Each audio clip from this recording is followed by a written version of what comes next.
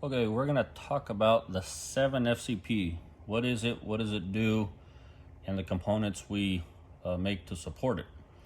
I guess first we'll start out with what it is.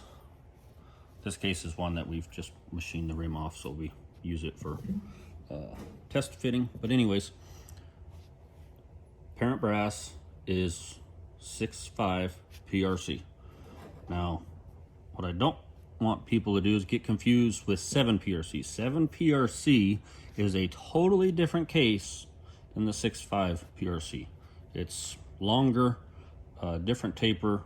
So when somebody says, oh, I got a 7 PRC or I'm making a 7 PRC, that would mean that they're using a 7 PRC basic brass, which is longer than this, which is too much case capacity for F-class, in our opinion.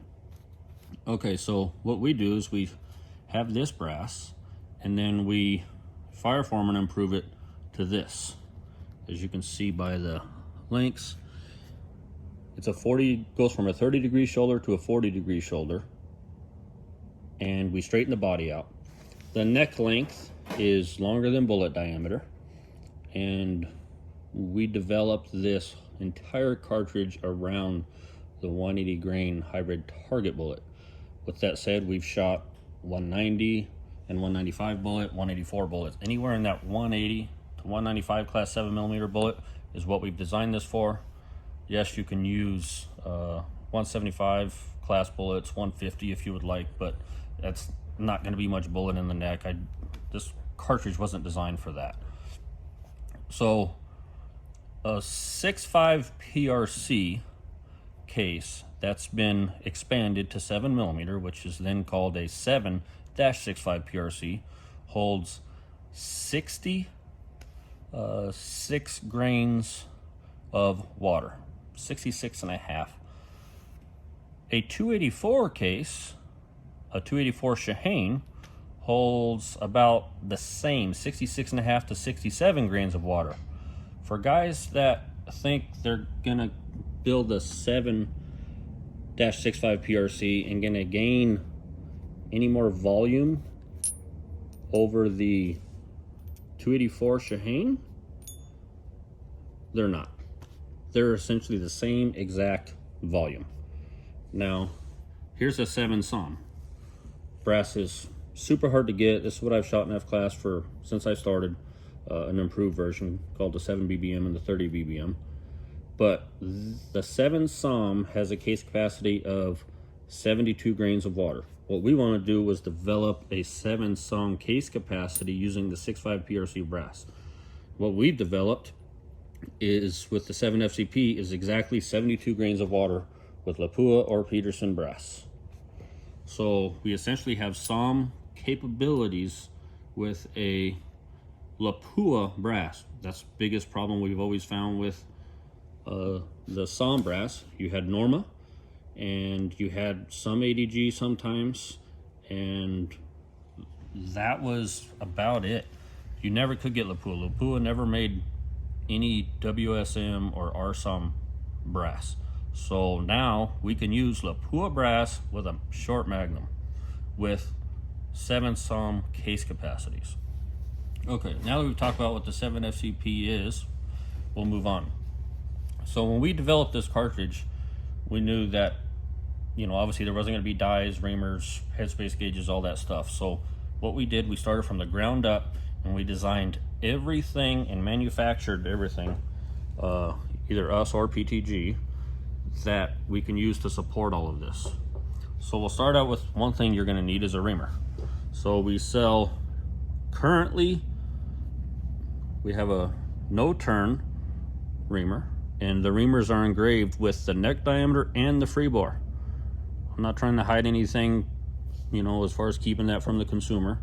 That's a 320 neck. That works perfect for Lapua or Peterson brass, no turn. This is a 313 neck with the same 260 free bore. And this is for turning your brass to 12 to 12.5 thou neck wall thickness, preferably on the iDot or autodot. So you'll get a reamer. These are precision made and ground by KIF over at Precision Tool or Pacific Tool and Gauge. and either him or us makes and supplies the go gauge, and if you want a no-go gauge. We also have a case holder. This is what we make for the iDod and AutoDod neck turning system. That this is for a fired, or this is new Lapua 6.5 PRC. So as you see here, if you want to turn your necks in the virgin brass state, you can do that, and that's all fit, made perfect for that.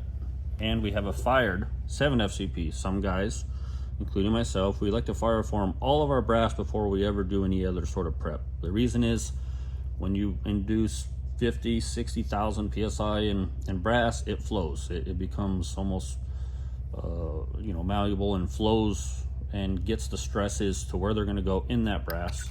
So then we make a case holder that is made to hold the brass after fire forming, and for guys that want to turn after. That's all precision made on the CNC. There's no run out between the ID and OD. It's made for the perfect body taper. You won't have any run out issues. Next thing we needed to do was, most everybody has a Girard case trimmer. Well, we have a 7 FCP case trimmer holder, and this is a one-piece precision CNC'd and reamed case holder that fits the brass perfect amount of hangout. And you'll notice this hole is bigger than needs to be for the 7, and that's because we have an entire line of cases coming out for this, from 6.5 FCP, 7, 30, and even 338. So this stuff will work. That's applicable to that later on if you decided to use the rest of the cartridge family. And you can see here, there's no play in here, as you can see. Usually when you get these case holders from other people, they have a plastic insert that goes up and down. You got a bunch of clearance, and you can never get really concentric trim and chamfer on your case necks. So this is designed, she just falls in, but as you can see when I wiggle it, there's no clearance between the body and the case holder. Next thing that I truly believe in is a chamber style case gauge. As you can see here, this is a sizing gauge. We've calibrated all of these. That's what the headspace gauge, that's what the target you should be sizing to. This is to use to set your bump back for your shoulders on your full length sizing press. So as you can see here, this is the go gauge, and when we check that and mic that, you can see we're right at, it's kind of tight, right at that basically 2-inch 3. We have some tolerance on that. As you can see, we'll put in a no-go, and you're going to see that it's taller by 1 to 1.5 thou. Okay, so we've got that. That's full, same exact as the chamber. One thing I don't like about the Hornady type or any other comparator is you're only measuring on one point of that shoulder, right? Well, what if you have a wrinkle or something because you've got something wrong in your sizing where this part's bulged out and this is bulged in or whatever? It's going to fit different in your gun. This fits on the entire contact of the shoulder and the body to fully mimic your exact chamber, so you know exactly what that headspace is going to be on your loaded cartridge. Okay, next thing we knew we were going to need to make was dies. We'll start out with the simplest one. This is a Wilson die blank micrometer that we end up going in and dialing with our proprietary indicating system up in the bore of where the seating stem rides and the bullet's gonna ride, and then we datum our chamber of that dead concentric to that. What most gunsmiths do is they just chuck this sucker up in their lathe and drill and ream it. Okay, well that's fine, you'll have your chamber, but that's not going to be dead concentric to your seating stem. So what this does is we've got guaranteed less than 0.3 of a thousandths between the body of the cartridge where it's chambered, and the seating stem. So next is we have our seating die. So this is kind of a different system than you've seen before. One of the biggest complaints I've personally had with micrometer type seating dies in a press is anytime I lock this sucker and tighten it in my press, that micrometer line is behind me. I can't see it. I never look out to where I can see exactly where that zero line is, or that indexing line. So what we've developed is a swivel system, but still repeatable. And what that does is, let's say you lock this down in your press and that's where you want your headspace to be. You can spin this and it's on a precision snap ring system and bore guide system inside, to where wherever it locks on your press, you can spin that, lock the screws, and that's locked up. Now you can actually see your zero line for adjusting your bullet seating depth. This also is a Mitutoyo carbide tipped micrometer head, top of the line in the machinist world. We wanted to build the best die possible. It's got a lock. Well, once you lock that, it's got a lock here where you can, it will not spin the thimble, and you can loosen it up and then adjust. And you can see here we can get very precision, more than any other seating system we've seen on the market. Now, let's talk about what these components are made out of. This is a 4/16 seating die body with a stainless seating die cap with a hardened 17/4 stainless seating stem. Now, let's talk about the seating stem and the sizing die cap. I don't know if you can see it in here. Let me get my flashlight out. But the bore inside of that, you can see that honed crosshatch. These are precision honed to exactly 0.2845, half a thousandths over bullet diameter, to allow a bullet to be exactly precision guided, as you can see there, just slip fit. Then the seating stem, which is hardened, you can see when we fit this here, that's a perfect fit. No, that's, you know, no clearance between the seating die cap and the stem. Here's what's also neat. Any stem that you buy, and I've bought every brand I've ever became aware of, doesn't fit the burger bullet profile exact. And what that does is some of them end up datuming here. Well, that part of the bullet's not really important. We want to be seating for a datum closer to the ogive. And also, I don't want to contact just on one little point of that bullet, because what happens is, if you got a lot of seating force, you can actually put a ring and distort that bullet. Just like this is a VLD stem from Wilson. You see that bullet wiggle in there? So that's only datuming just on a very small portion of that bullet. And you can see how far it is from the ogive.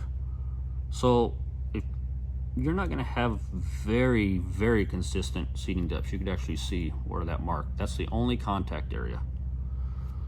Our stem, we've had custom tooling, carbide tooling made to be the exact shape of a Burger hybrid 7mm profile. Look how much further this goes down. You see how it's all the way to the ogive? Look at this. See how good a fit that is? See how that bullet is, hear that? That's it making contact over that, very much of that nose of that bullet. You take this and you can see how far it's contacting up. We'll take this, see how much further that goes down. These seating stems were designed to work with Hornady A-tip, which are very close in this section of the bullet, and the Burger hybrid profile. The VLDs, it still works also way better than a standard stem you can buy, but this profile will be designed for the Burger 180, 184, 190, and 195 grain bullet profile. On the tip of the micrometer, this one's all assembled, is a carbide part of the stem that's going to go up against this hardened 17-4 stainless seating stem, so you're not going to have wear over time. It's going to be very, very consistent. This is what the stems, or what the caps look like. As you can see, this is already installed. We've got an internal proprietary retaining system and nut system inside, and we feel this is the most accurate, most versatile seating system for any press that uses a 7/8 14 style that's not an arbor press. Okay, now let's talk about the sizing dies. Sizing dies, we've been making sizing dies for years. These are all stainless 416 that's been nitrided and polished internally before and after nitriding. What this does is allow you to have, I've got dies that I have over 100,000 sizings on and are still to spec, and they're fully concentric to the outside and to the internal threads. We make our own, we make all these components. So this is all of our own proprietary components. This is the decapping rod holder that works in the seating die, or the sizing die. These are the stainless 316 stainless decapping rods that are fully turned in one piece, very strong. Brass thumb nuts, and you can see just the fit. Everything is really nice precision class 3 fits on the threads, and we include the jam nuts. As you can see, everything is just made to fit together. You don't have to go piece components. So we've got this is a 307 neck, generally for guys running 12.5 thou neck wall. Here's a 312. This is what you would use for a no turn for Lapua and Peterson brass. And here's a 306. Now you'll notice I don't have bushing dies. Well, why not? Well, bushing dies do not control the concentricity of the neck when it's being sized to the body of the case. You take any of your bushing dies out there, you'll notice there's clearance between the bushing and the die body. Well, if you have clearance in there, how can that force the cartridge to have a perfectly concentric coaxial neck to body if you have clearance there? Neck bushings were made to be universal type, they're not made for exact precision. Bushingless dies that are all made with a precision reamer, these are not bored only, these are bored and reamed with the precision sizing reamer. These are the most concentric components you can have to make concentric necks to bodies. So that's why you won't see, as far as I'm concerned right now, I'm not planning on making any bushing dies because I don't want to make anything that's inferior. We're trying to develop this system to be the most accurate competition cartridge system for F-Class ever made. So we've talked about everything, most of the components here. All this stuff, we sell as a bundle kit. You'll get a discount, and you can buy each component individually. We've got stock of all these items, so you don't have to wait months. Most systems, let's say you want to build some sort of Wildcat.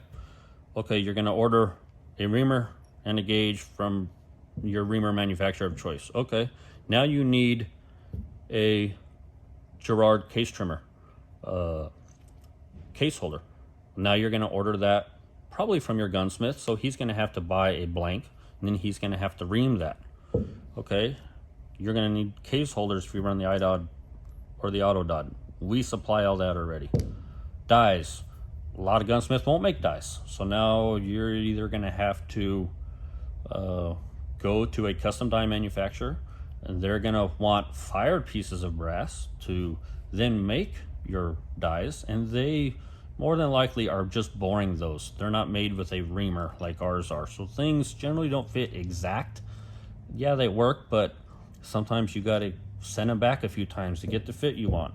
All of our stuff is already made to all of the specs that we need.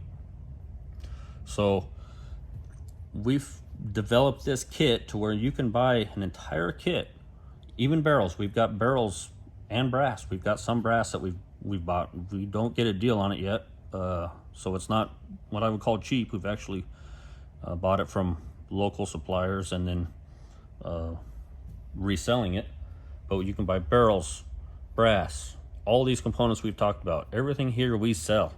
So you only have a one-stop shop for the 7 FCP, and I'll talk a little bit about the success. I came out with this cartridge a couple months ago.